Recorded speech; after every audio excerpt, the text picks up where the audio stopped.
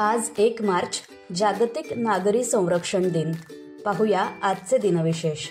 आजच्याच दिवशी 1873 रोजी रेमिंग्टन आणि सन्स कंपनीने पहिल्या प्रॅक्टिकल टाइपरायटरचे उत्पादन सुरू केले। इंजिनियर निकोला टेस्ला यांनी 1 मार्च 1893 रोजी पहिल्या रेडिओचे प्रात्यक्षिक दाखवले।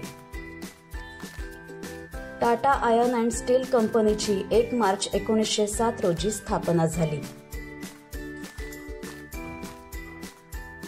रत्नागिरी येथे गांधीजींनी स्वातंत्र्यवीर सावरकरांची 1 मार्च 1927 रोजी भेट घेऊन चर्चा केली।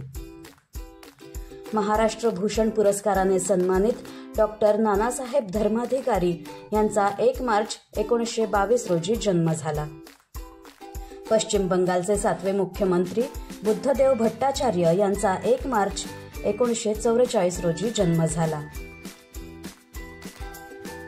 महाराष्ट्रातील धर्मसुधारणावादी श्रेष्ठ संस्कृत पंडित नारायण सदाशिव मराठे उर्फ केवलानंद सरस्वती यांचे 1 मार्च 1955 रोजी निधन झाले।